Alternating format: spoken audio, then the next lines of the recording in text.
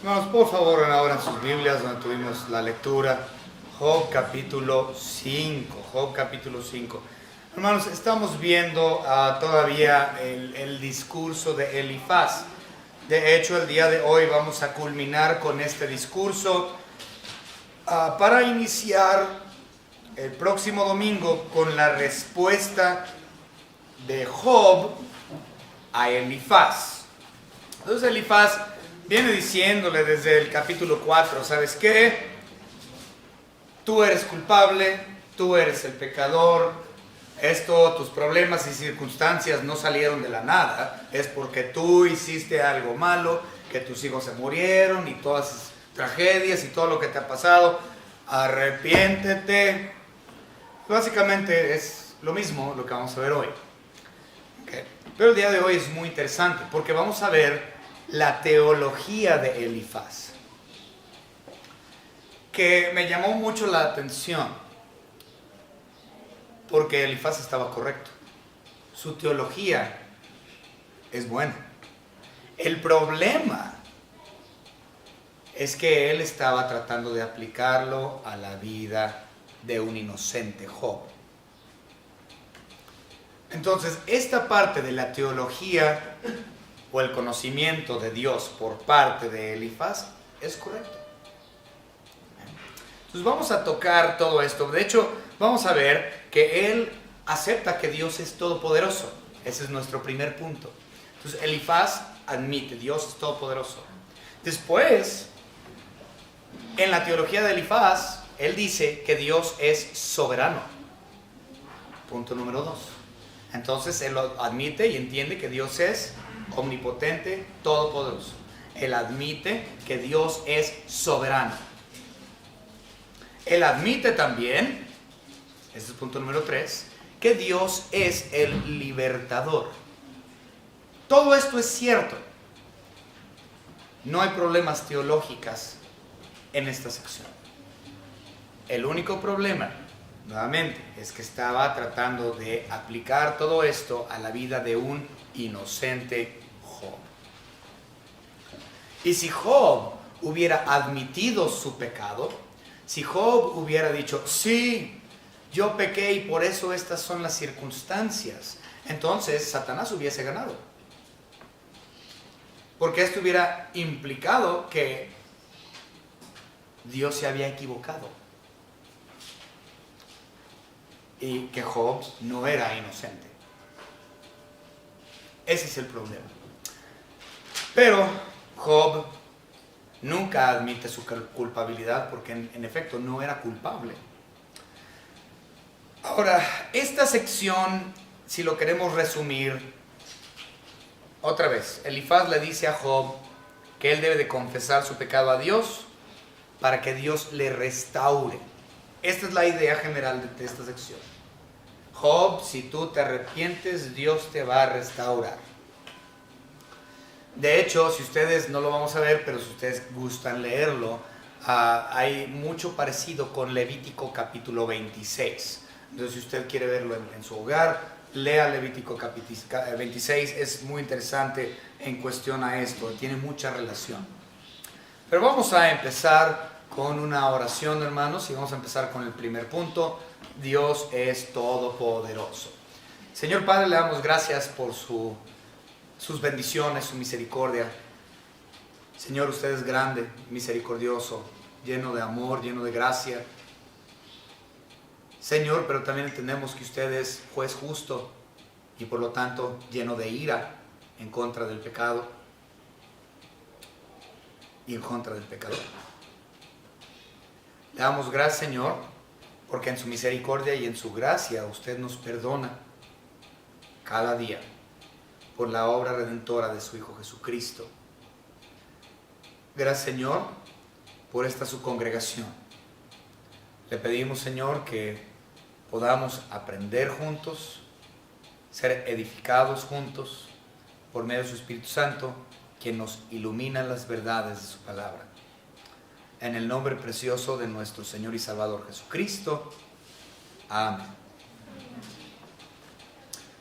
Muy bien. Comenzamos con el versículo 17. Job 5:17 dice la palabra de Dios. He aquí, bienaventurado es el hombre a quien Dios castiga. Por tanto, no menosprecies la corrección del Todopoderoso. Esas son palabras de Elifaz. Y una cosa que se me hizo interesante, dice, bienaventurado. Bienaventurado es el hombre. Se me hizo interesante que este es la única palabra, esta palabra bienaventurado nada más aparece aquí, en el libro de Job. No aparece en ninguna otra parte, nada más aquí. Y obviamente pues, nos da un entendimiento o nos recuerda a los salmos, donde los salmos siempre bienaventurado el varón, ¿no? Entonces lo acabamos de ver, de hecho, este miércoles pasado, con lo de el primer libro. Recuerden que Salmos está dividido en 5 libros, primero, segundo, tercero, cuarto y quinto, que corresponden a Génesis, Éxodo, Levítico, Número, Deuteronomio. Entonces así está dividido Salmos. Y el primer libro lo acabamos de terminar, es decir, el libro que corresponde a Génesis, que inicia obviamente en Salmos 1 y termina en Salmos 41. Entonces si ustedes observan, en Salmos 1.1 empieza bienaventurado el varón que, y si nosotros vemos los últimos versículos del Salmos 41, termina de la misma manera como empieza, bienaventurado el varón que. ¿Okay? Entonces, nos recuerda mucho a lo que es Salmos, y ciertamente lo que está diciendo aquí Elifaz es correcto. Bienaventurado el hombre que es castigado o reprendido por Dios. Porque por medio de esa prueba, por medio de ese castigo, es que nosotros somos moldeados. Dios hace el trabajo de santificación por medio de las pruebas que se le dan al hijo. O, si lo queremos ver de una forma muy práctica, yo tengo una varita y cuando mis hijas hacen algo malo o pecan o algo, yo agarro la varita y me la sueno. ¿Por qué? Porque ese castigo va a traer cambios en su vida. Estamos moldeando a nuestras hijas. ¿Cómo? Por medio de castigo.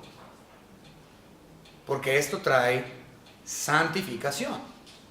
Bueno, en el caso espiritual, en el caso de Dios, para con nosotros. Entonces, Elifaz está diciendo la verdad. Sin embargo,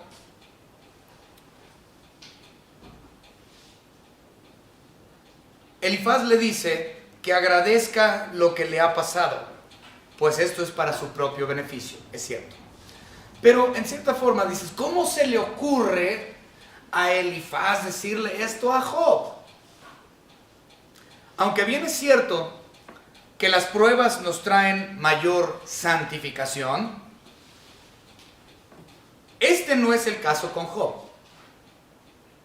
Porque si ustedes recuerdan, Dios no lo está castigando. Es una circunstancia probatoria y no penal. Ya hemos hablado acerca de eso.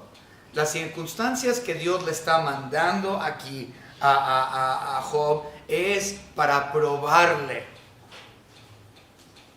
no para castigarle por algún pecado. Ya hemos hablado acerca de eso.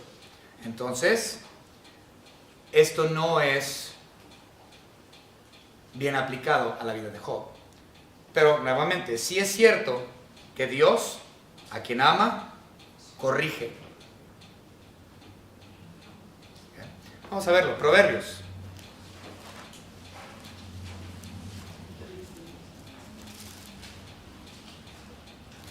Proverbios capítulo 3 y versículos 11 y 12. Muy conocido estos versículos. Proverbios capítulo 3, versículos 11 y 12. La palabra de nuestro Señor dice: no menospreciéis, hijo mío, el castigo de Jehová, ni te fatigues de su corrección, porque Jehová al que ama castiga, como el padre al hijo a quien quiere. Entonces es absolutamente cierto esto que dice Elifaz, pero mal aplicado a Job. Entonces, hasta ahorita, la teología de Elifaz es correcta. Continuamos.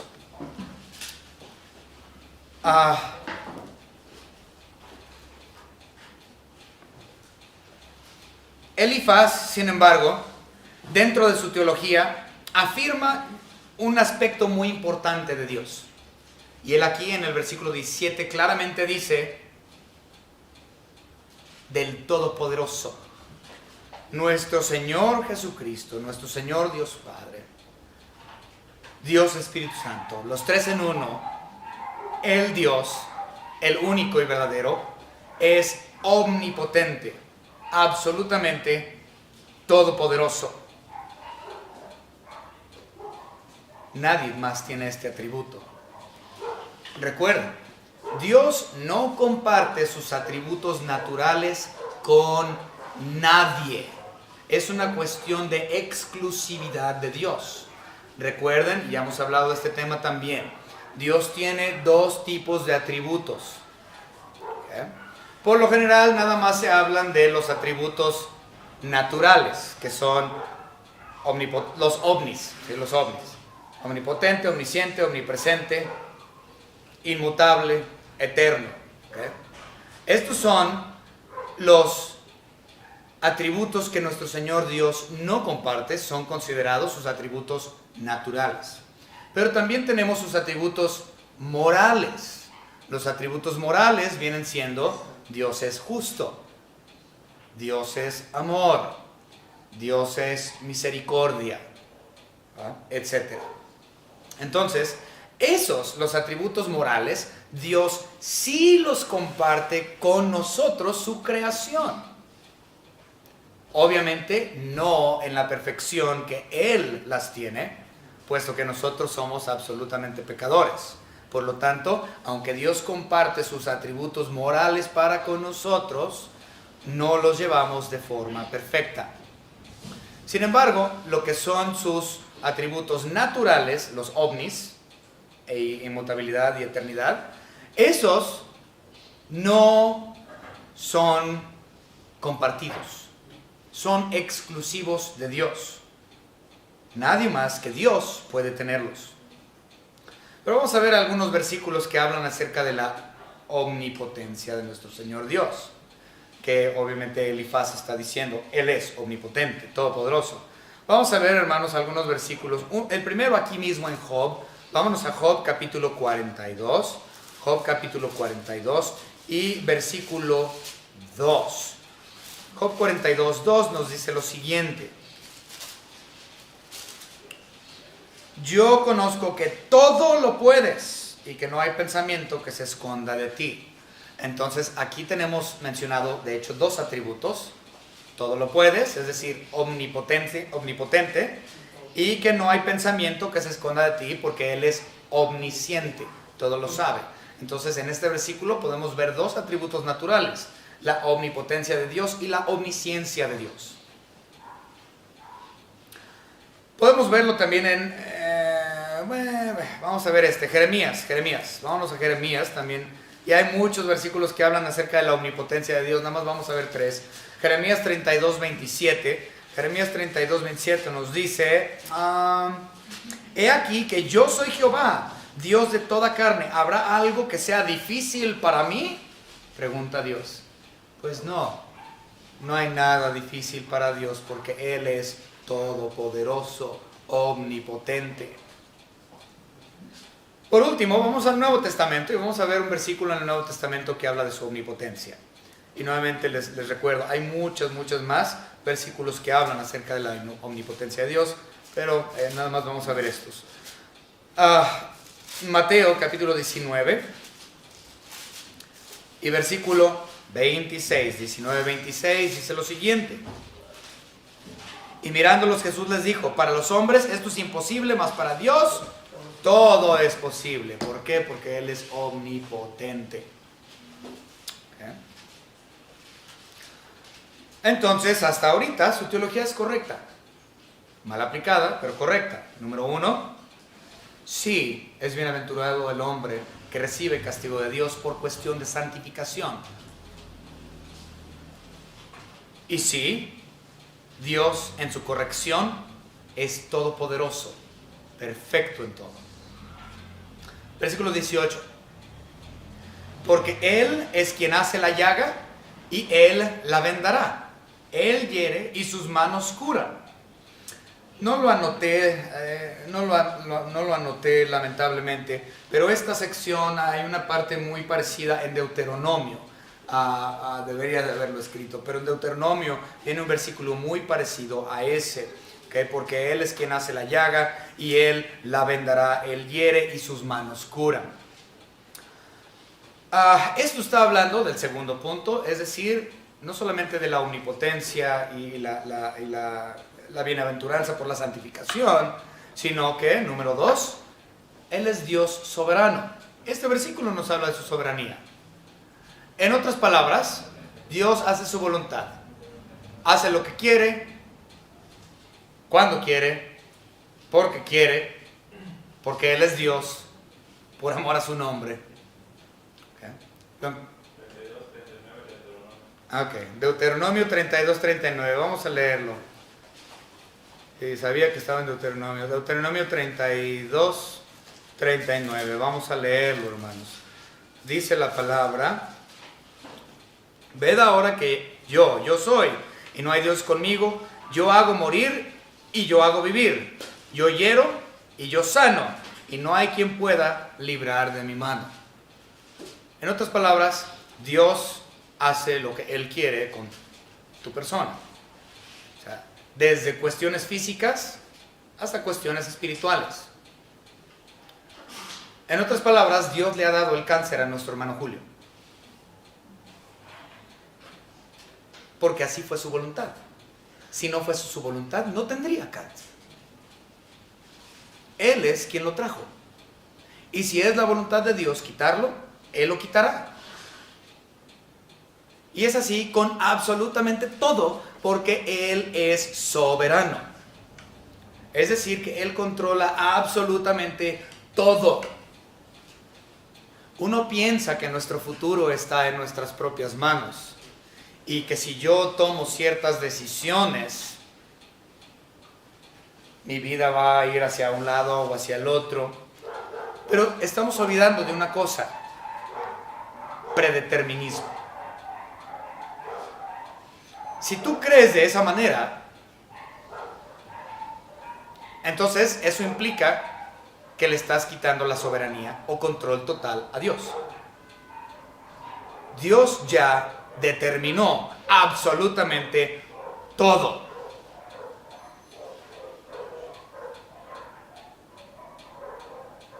Ahora, eso implica que yo voy a vivir mi vida como a lo bruto, así como yo quiero, que al cabo ya todo está predeterminado, yo no tengo que preocuparme. No estamos diciendo eso, pero ciertamente todo sí está predeterminado por Dios. Y Él nos da la oportunidad de acercarnos a Él, piedra viva, roca sobre la cual las piedras vivas están puestas, la iglesia.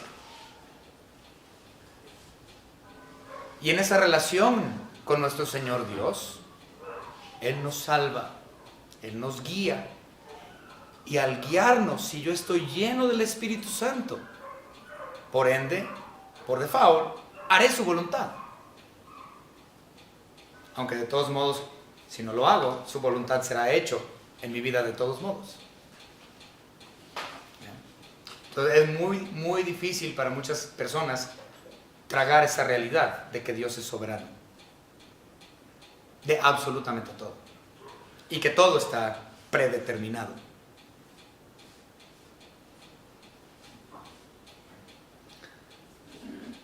Él es, pues, el sustentador de todas las cosas. Vamos a ver algunos versículos. Hebreos, capítulo 1. Muy famoso este versículo. De hecho, vamos a leer del 1 al 3. Vamos a leer Hebreos 1, del 1 al 3.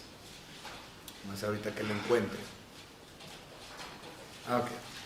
Dios, habiendo hablado muchas veces y de muchas maneras en otro tiempo a los padres por los profetas, en estos postreros días nos ha hablado por el Hijo, a quien constituyó heredero de todo y por quien asimismo hizo el universo. O sea, Dios es creador, número 1. 3.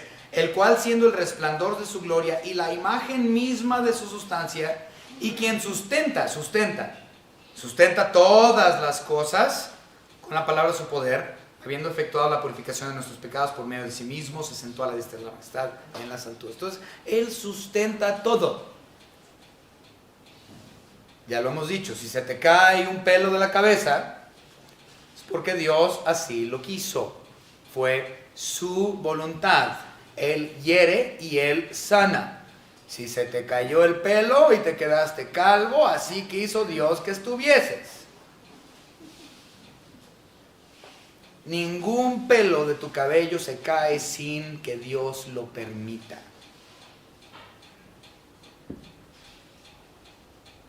Él es soberano. Él sustenta todas las cosas, incluyendo tu cabello. Todo. Ahora vamos a ver Colosenses.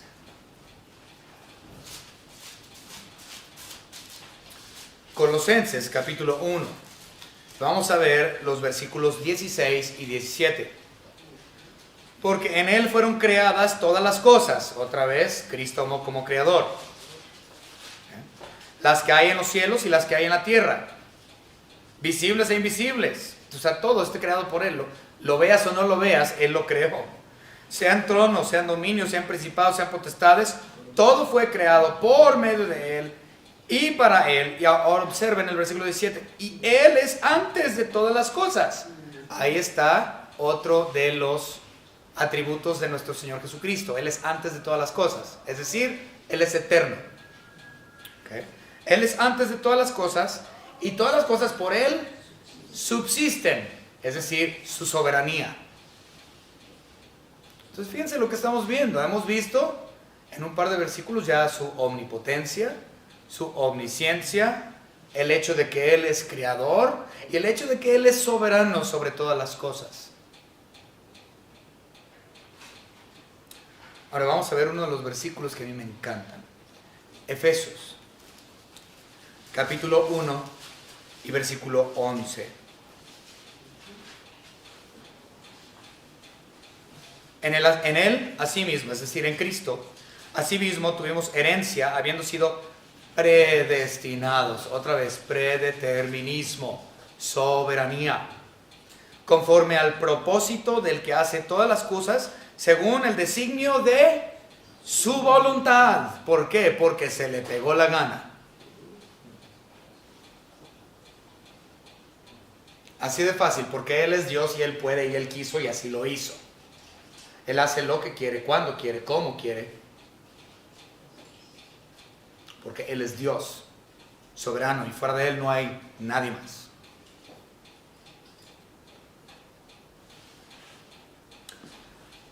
Ahora vamos a ver ahí mismo nos vamos a ir a Mateo, vamos rápidamente a Mateo. Y vamos a ver Mateo capítulo 10 en esta ocasión, versículos 29 al 31, 10, 29 al 31. Esto es de los pajarillos, muy, muy padre. No se venden, muy hermosos. No se venden 2 pajarillos por $1. Con todo, ni uno de ellos cae a tierra sin vuestro Padre. Entonces, cuando ustedes ven un pajarito que se estrella contra la ventana y cae muerto, pues porque Dios así lo quiso. Dios quería que ese pajarito se estrellara contra el vidrio y se muriera. Por voluntad de Dios. Porque Él es sustentador de todas las cosas, soberano. Dice, pues aún vuestros cabellos están todos contados. Ahí está el versículo. Así que no temáis, más valéis vosotros que muchos pajarillos. No temas, tranquilo, todo está en control, todo está en las manos de Dios, porque Él es el sustentador, Él es el soberano. Tú tranquilo. Hay un dicho que yo he escuchado, que la gente dice, tú tranquilo y yo nervioso. La realidad es que así es con el Señor, porque la responsabilidad del sustento es suya, no tuya. Aunque obviamente Él no se pone nervioso. Pero esa idea es correcta para con Dios. Tú tranquilo, porque Dios está en control. La responsabilidad del sustento es suya, no tuya.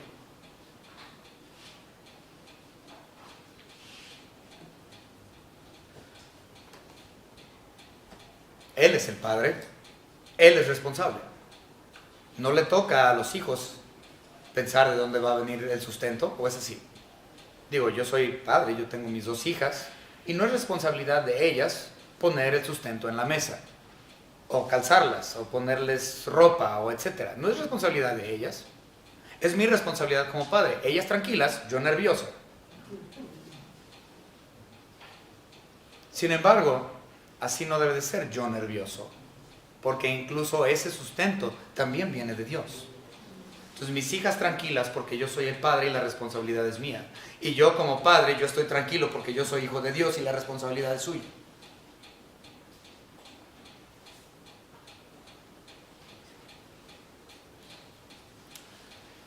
Muy bien. Seguramente cuando Elifaz dice estas palabras, yo creo que en esta sección es muy parecido, ¿no? Bueno, no estoy diciendo que obviamente no puede ser que él estaba pensando en Pablo, porque Pablo fue mucho tiempo después de él, pero Pablo dijo algo muy similar. Okay. Vamos a Romanos capítulo 8.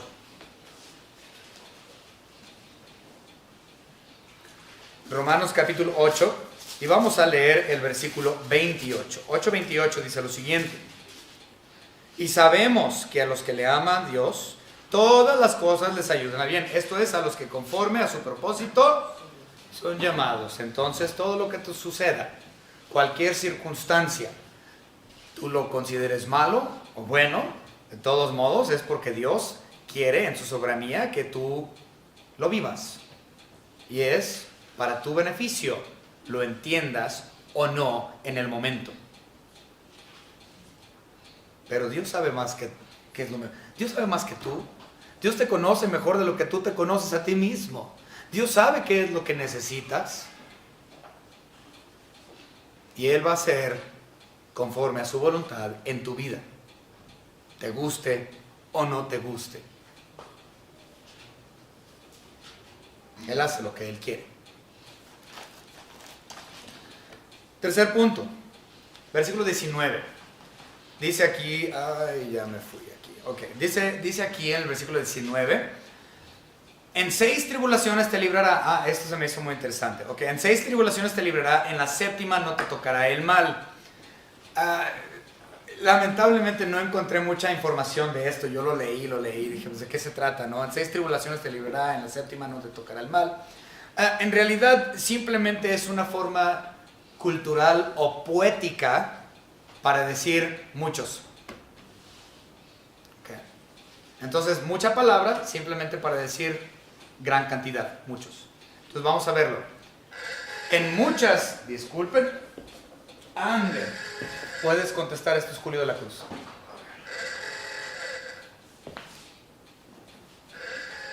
Disculpen, hermanos, ahorita estoy pendiente con cualquier cosa del hermano Julio y no sé qué pasó, esperemos que todo esté bien. Sabemos que va a estar bien, lo estamos viendo en el Señor, todo está bien, Él es el soberano. Muy bien.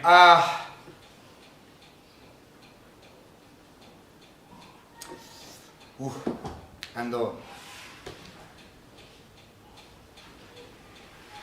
Entonces, si lo leemos desde ese entendimiento, leámoslo así: en muchas tribulaciones te librará, y en la 7ª o en las muchas no te tocará el mal. Eso es simplemente lo que está diciendo ese versículo. Es una forma cultural, poética, de simplemente decir, las tribulaciones que vengan, estás bien. ¿Por qué? Porque Dios es el libertador. En efecto, Dios y su Hijo, por medio de la intervención del Espíritu Santo, somos librados de todo mal. Bueno, pero ojo, observen. Esto no significa que nada malo me va a pasar. Dios sí, en efecto, me libra de todo mal. Esa es una promesa. Pero no significa que nada malo me va a pasar a mi persona o al de mi familia. Ese entendimiento de que nada me va a pasar porque yo soy hijo de Dios y no me puede venir ningún mal físico, Es absurdo. De hecho, si ustedes recuerdan en el libro de Marcos, me parece que es Marcos, creo que es Marcos, está el apóstol Pablo naufragando. Y recuerden que cuando ellos naufragian, bueno, también vienen Hechos, pero es cuando, bueno, no sé si estaban naufragando, pero es cuando levantó la serpiente. Recuerden que la serpiente le picó. ¿En qué? No es en Marcos, es en Hechos. En la isla de Malta. Ok, es en Hechos. Bueno, le picó la serpiente y nada le pasó. Y agarraron la serpiente y todos se quedaron asombrados porque no se murió. Hechos 28:13. Ok, gracias. Hechos 28. Entonces, todos estaban asombrados porque llega la serpiente, le pica a Pablo y él ningún mal le vino, como si nada. Y cualquier otro ser humano hubiera muerto por la picadura de esa serpiente venenosa. Okay. Y yo literalmente he conocido a iglesias que tienen esa percepción, ese concepto. Y hay iglesias en Estados Unidos que sueltan víboras de cascabel adentro de la iglesia con la congregación ahí. Okay. Esto se llama snake handling, así lo llaman.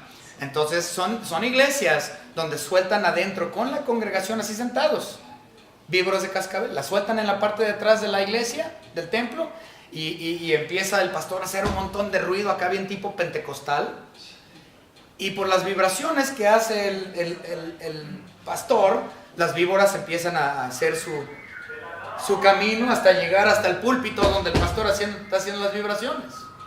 Y luego llega este loco y las agarra y dice: en el poder de Cristo no me va a pasar nada. Y agarran una cajita y las meten y las cierran. Y poco a poco el pastor va agarrando todas y las va metiendo en sus cajitas y las besa. Pura víbora de cascabel. Y si usted como miembro de la iglesia se mueve y se espanta, no tienes fe. Sí, eso es muy, muy común en Estados Unidos. Lo han hecho por 200 años, utilizando esa situación de Pablo en cuestión a que nada me va a pasar, todo va a estar bien. Eso es falso, eso es una mentira. Les garantizo que si esa víbora de cascabel le pica al pastor, va a terminar en el hospital. ¿Okay? Entonces, hermanos, no sean ingenuos. Sí, somos protegidos de Dios de todo mal, pero esto no significa que yo no puedo ser dañado. Cuando se refiere que somos guardados de todo mal o librados de todo mal, implica que somos librados de la esclavitud del pecado. Eso es lo que implica. Que soy librado de la esclavitud del pecado. Que soy libre de la segunda muerte. Que soy liberado de la ley del Antiguo Testamento. Y sobre todo, que soy libre del infierno mismo. A esto se refiere. Porque mal físico sí me puede venir. A Job, él tuvo mal físico. Se enllagó y tenía un montón de pus y asquerosidad que le salía. Infecciones desde la crisma hasta los pies. Por lo tanto, no sean ingenuos. Sí somos librados de todo mal. Dios es nuestro libertador de la esclavitud, de la ley, del pecado, del infierno.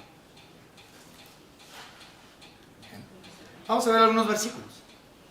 Isaías, capítulo 61 y versículo 1. El Espíritu de Jehová, el Señor, está sobre mí, porque me ungió Jehová, me ha enviado a predicar buenas nuevas a los abatidos, a vendar a los quebrantados de corazón, a publicar libertad a los cautivos y a los presos, apertura de la cárcel. En otras palabras, Dios es el libertador por medio de su evangelio, por medio de su gracia, por medio de la predicación, de su muerte, su sepultura, su resurrección, su ascensión. Ahora vamos a verlo en el Nuevo Testamento. Colosenses.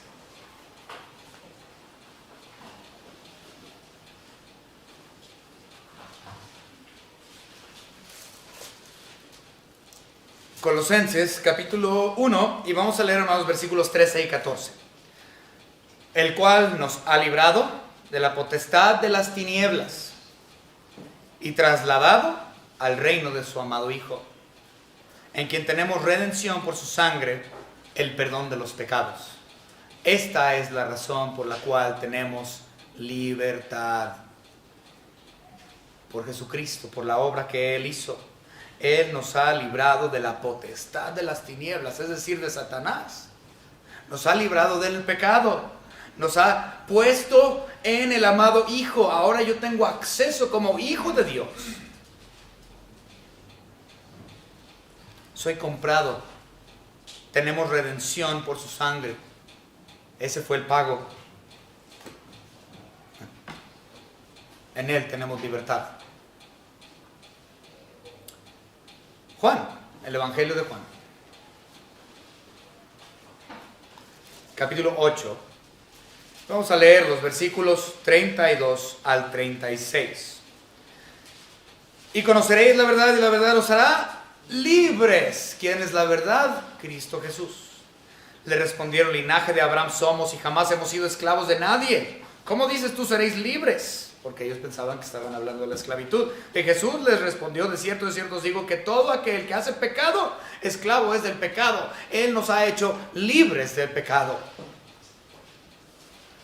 Y el esclavo no queda en la casa para siempre, el Hijo sí queda para siempre. Así que si el Hijo os libertare, seréis verdaderamente libres.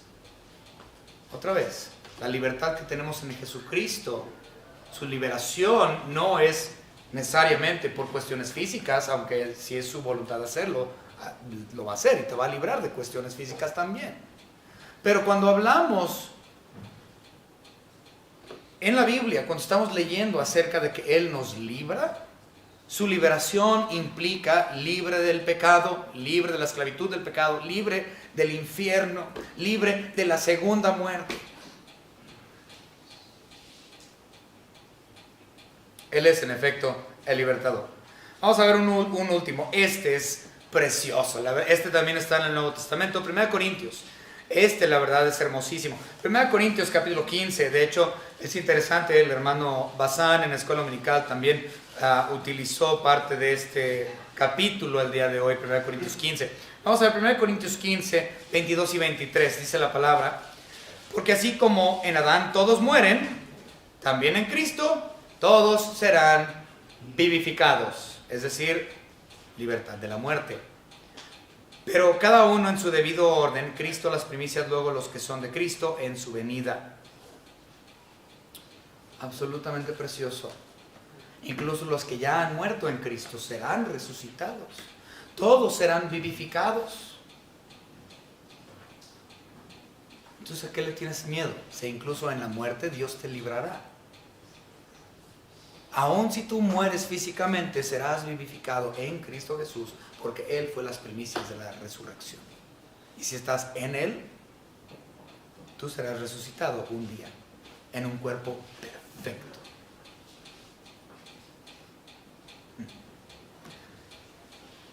Vamos de regreso a nuestra lectura. Job, capítulo 5, versículo 20. Vamos a ver otro punto. Dios es dador de provisión y dador de providencia. Entonces, Elifaz está correcto con que Dios es omnipotente. Elifaz está correcto con que Dios es soberano.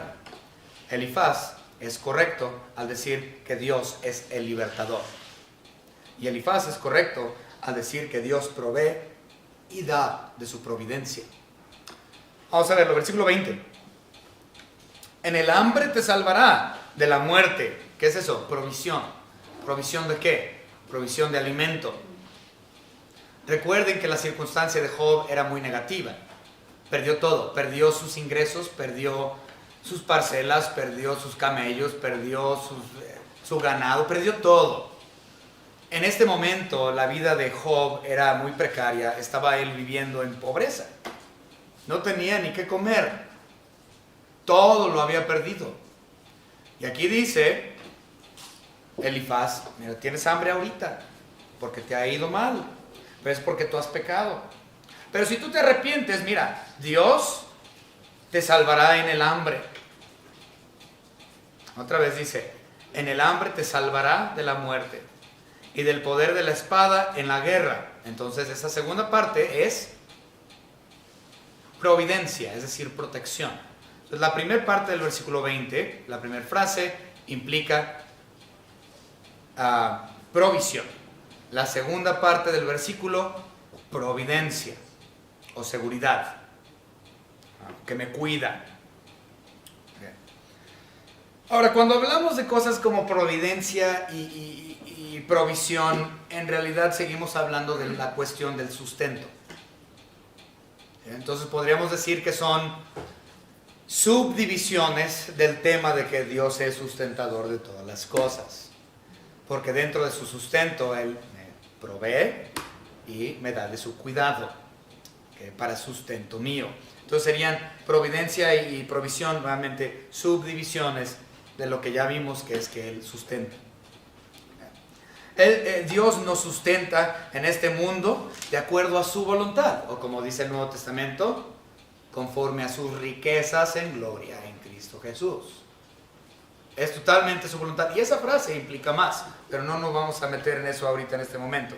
Pero bien, entonces su voluntad es la que nos sustenta. Por su voluntad y por su gracia y por su misericordia es que somos sustentados. Ciertamente no merecemos el sustento de Dios. No lo merecemos. Hermanos, la verdad es que somos unos pecadores asquerosos. Y ni usted ni yo, ni nadie más en este planeta Tierra merece nada de Dios. Por el pecado hemos sido destituidos de la gloria de Dios. Entonces, por lo tanto, en nosotros mismos no hay nada bueno. No hay nada bueno. Entonces, ¿qué puedo decir que yo me merezco? Nos merecemos el infierno. Eso es lo que merecemos, el infierno. Y es únicamente por la gracia y misericordia de Dios que Él nos da su divino sustento. No lo merecemos. Es solamente por su gracia y su misericordia que tenemos la protección de Dios. No lo merecemos. Su gracia, aún así, se nos ha dado. Él cumple como sustentador de todas las cosas por una sola razón. Otra vez, pongan atención a esto. Él cumple siendo sustentador de todas las cosas por una sola razón. No es por mí, porque yo no lo merezco. Ni por ninguno de ustedes no merecen nada. La única razón por la cual Él obra como sustentador de todas las cosas es por una sola razón. No tiene que ver con nadie en este planeta. Es únicamente por amor a su nombre. Por amor a su nombre. Es decir, por amor a Él mismo. Dios, por amor a Él mismo, obra como sustentador. Por nadie más. O sea, así de pequeños somos. Es por Él, no tiene nada que ver contigo. Ni tus buenas obras, ni lo que hagas, ni lo que digas, ni cómo te sientas, ni qué te gusta, ni qué no te gusta, ni nada. Tú no eres nadie. Él no lo hace por ti, lo hace por amor a su nombre. Y eso es lo que le cala a mucha gente, porque la gente piensa que es importante en sí misma. El importante es Dios. Otra vez, fuera de Él, no hay nadie. Vamos a ver un par de versículos. Digo un par, pero en realidad tengo un montón. Juan.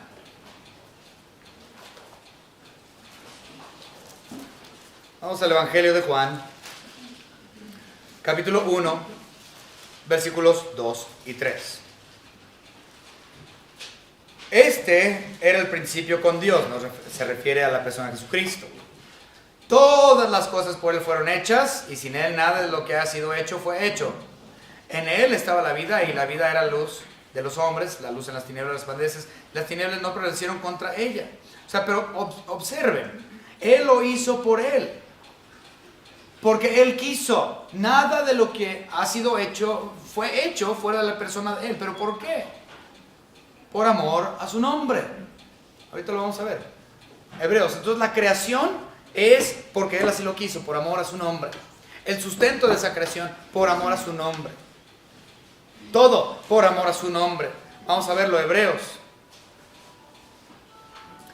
Capítulo 1, y vamos a leer, aunque ya vimos algunos versículos, pero vamos a leerlo nuevamente. Dios, habiendo hablado muchas veces y muchas maneras en otro tiempo a los padres por los profetas, en estos postreros días nos ha hablado por el Hijo, a quien constituyó heredero de todo, y porque así mismo hizo el universo. Fíjense, y por quien así mismo hizo el universo. Entonces Dios no hizo el universo para ti, ni para mí. Dios hizo el universo por sí mismo, para Él mismo. Dice, el cual siendo el resplandor de su gloria y la imagen misma de su sustancia, y quien sustenta todas las cosas con la palabra de su poder, habiendo efectuado la purificación de nuestros pecados por medio de sí mismo, se sentó a la diestra del Padre de la majestad en las alturas, hecho tanto superior a los ángeles cuanto heredó más excelente nombre que ellos. Es por el nombre de Él, por amor a su nombre, no por el nombre de ellos. En otras palabras, no por el nombre tuyo, no por amor hacia ti, aunque sí, Cristo te ama, eso es cierto, Cristo ama a los suyos, pero no fue por ti, fue por amor a Él mismo, a su nombre y no al nombre de nadie más.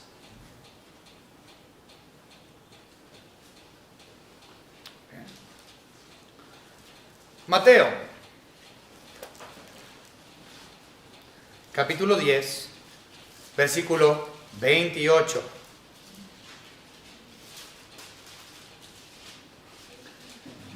Y no temáis a los que matan el cuerpo, mas el alma no pueden matar. Temed más bien a aquel que puede destruir. No, ese no es el versículo. ¿Qué pasó? Bueno, ese no era el versículo que estaba buscando, pero en efecto lo podemos usar ese versículo también, porque lo vamos a ver más adelante de todos modos, en cuestión al temor, que no debo de temer, porque Él está conmigo. Pero bueno, Dios hace todo esto por amor de su nombre, es decir, que Él es fiel y hace todas estas cosas por Él mismo. Vamos a ver unos lugares en Salmos. Bueno, conocemos muy bien Salmos capítulo 23. Salmos capítulo 33 dice algo muy interesante que podemos ponerle un poco de énfasis aquí. Salmos 23, 3. Confortará mi alma, me guiará por sendas de justicia por amor de su nombre. Entonces es por amor a Él mismo, por amor de su nombre que Él me sustenta. Es por amor a su nombre que Él conforta mi alma. Es por amor de su nombre que Él me guía por sendas de justicia. Es por amor a sí mismo. Es la razón. Porque Él es Dios. Y Él así lo ha predeterminado para traer enaltecimiento a su persona. Para traer doxología a Él. Y también lo podemos ver ahí en Salmos 25. Vamos a irnos a Salmos capítulo 25. Salmos 25, 11 nos dice lo siguiente: por amor de tu nombre, oh Jehová, perdonarás también mi pecado, que es grande. Wow. Entonces Él no te perdona por ti, Él te perdona por Él. Entonces, fíjense, la creación fue hecha no para ti, sino por amor de su nombre. El sustento de toda vida y toda la creación es hecha no por ti, sino por el amor de su nombre. Tu cuidado y tu guía y tu sustento no es por ti, es por amor a su nombre. Y observen esto. Eso es tremendo lo que dice aquí 25:11. Dice, y el perdón que te ha dado no es por ti, es por amor a su nombre.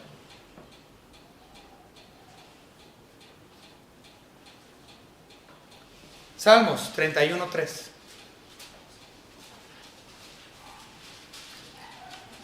Porque tú eres mi roca y mi castillo, por tu nombre me guiarás y me encaminarás.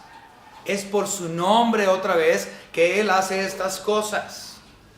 Por amor a su nombre. Otra vez, digo, sí, Cristo te ama, no estoy diciendo que Cristo no te ama. Si tú has recibido a Cristo como tu único y propio Salvador, tú eres un tesoro hermoso para Él, y ciertamente eres parte de la novia de Cristo, su iglesia, que reinará junto con Él en gloria. Entonces definitivamente también es por amor a nosotros, pero principalmente es por el amor a su propia persona.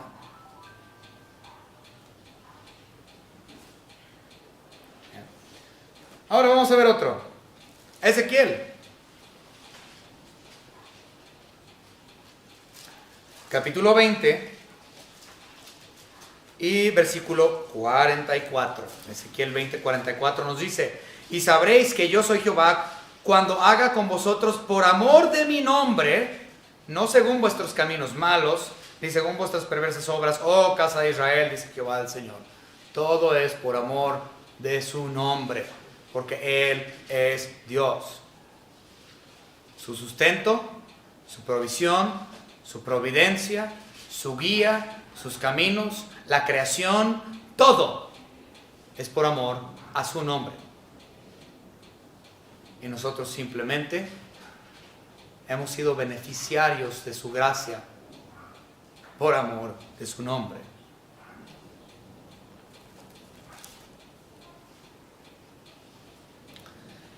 Versículo 21. Y se está volviendo bien largo esto, hermanos. Ok, vamos a Judas, versículo 21. Perdón, Judas. Job, versículo 21. Ya las muchas letras me están volviendo locos, hermano. Okay. Versículo 21. Del azote de la lengua serás encubierto. No temerás la destrucción cuando viniere. Y obviamente ahí podemos incluir Mateo 10, 28, que ya vimos, que dije que podamos incluirlo. No temas lo que te puede hacer el hombre, no temas al que mata el cuerpo, teme a Dios. Recuerden, el temor a Dios es el principio de toda sabiduría, dice el libro de Proverbios. Entonces, sí, debemos de temer, pero a Dios, a nadie más. El problema es de que hoy en día la humanidad le ha enseñado a sus hijos y a todo mundo a tenerle miedo a todo. Ay, hermanos, la sociedad le ha enseñado, ha educado a sus hijos. En vez de educarlos en el temor de Dios, han educado a sus hijos para temerle a todo lo demás, menos a Dios. Es cierto, ¿no me creen?